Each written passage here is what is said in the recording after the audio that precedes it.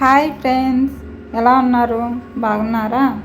ఈరోజు మనం పన్నీర్ కాజు capsicum curry ఎలా చేయాలో చూద్దాం రండి. దీనికి కావాల్సిన పదార్థాలు: పచ్చిమిర్చి, చెక్క, మొగ్గ, యాలకులు, బిర్యానీ ఆకు, టమాటో, ఆనియన్, కొత్తిమీర, ఆయిల్, క్యాప్సికమ్, పన్నీర్, అల్లం వెల్లుల్లి పేస్ట్, కాజు, కారం, ధనియా పౌడర్, గరం మసాలా, పసుపు. ఇప్పుడు స్టవ్ వెలిగించి స్టవ్ పై పెనం పెట్టి ఆయిల్ వేయాలి.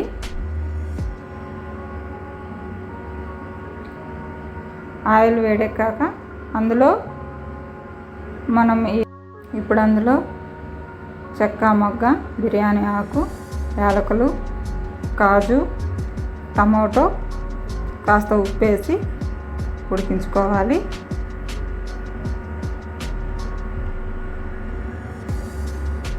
ఇలా కలిపి 5 minutes మూత పెట్టి ఉడికించామంటే టమాటో మెత్తగా ఉడుకుతుంది. చూడండి ఎలా ఉడుకుతుందో. ఇలా ఉడుకుతుంటే ఒకసారి కలుపుకుంటూ టమాటో అంతా స్మాష్ చేసుకోండి, మెత్తగా ఉడికిపోతుంది. ఇలా ఉడికిన దాన్ని ఇప్పుడు స్టవ్ ఆపేసి చల్లారిన తర్వాత మిక్సీ పట్టుకోవాలి.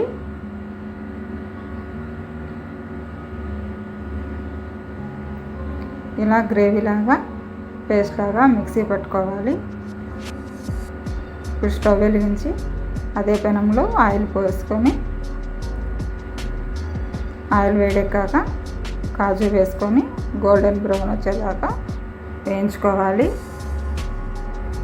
కాజు వేగింది, గోల్డెన్ బ్రౌన్ వచ్చింది కదా, ఇలా వేయించుకొని పక్కకు తీసి పెట్టుకోవాలి.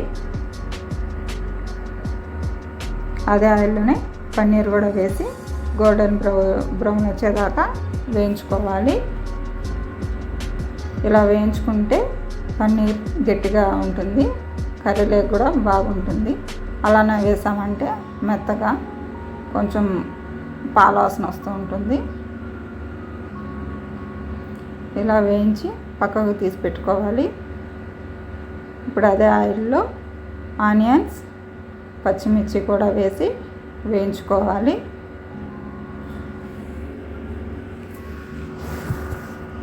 ఇలా ఆనియన్స్ వేయించుకోవాలి. ఇలా వేయించి అందులో క్యాప్సికమ్ కూడా వేసి బాగా వేయించాలి.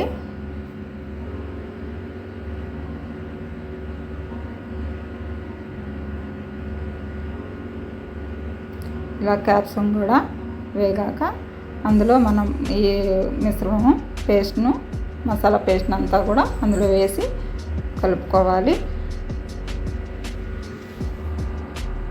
ఇప్పుడు అందులో పసుపు, మీ టేస్ట్కి తగ్గట్టు సాల్ట్ వేసుకొని కలుపుకోండి.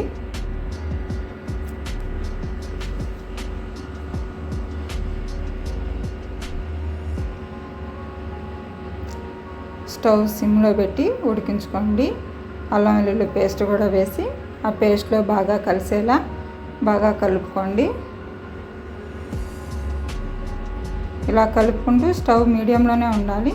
ఇప్పుడు అందులో గరం మసాలా, ధనియాల పొడి, కారం కూడా వేసి బాగా వేయించుకోవాలి. ఇలా బాగా అవన్నీ అందులో కలిసేలా, కర్రీలో బాగా కలిసిపోయేలా కలుపుకోవాలి. ఇప్పుడు అందులో కొద్దిగా వాటర్ పోసుకుంటూ కలుపుకోవాలి. చూడండి గ్రేవీ ఎలా ఉడుకుతుందో. ఇలా ఉడికేటప్పుడే పన్నీర్, కాజును కూడా అందులో వేసి బాగా కలుపుకోండి.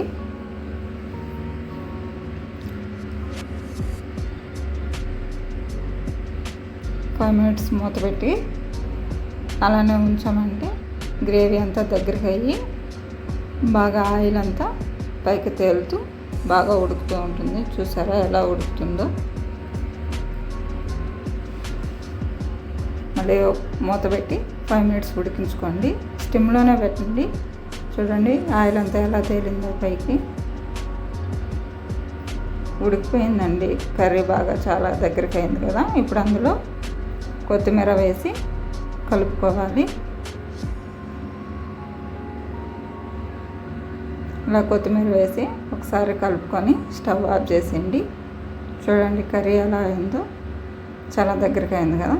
చపాతీలోకి, రోటీలోకి సూపర్ కాంబినేషన్ అండి, చాలా బాగుంటుంది. ఒకసారి చేసి ట్రై చేయండి ఎలా ఉందో. మీకు గానా నా రెసిపీస్ నచ్చినట్లయితే ప్లీజ్ సబ్స్క్రైబ్ మై ఛానల్ అండి. లైక్ చేయండి, కామెంట్ చేయండి, షేర్ చేయండి.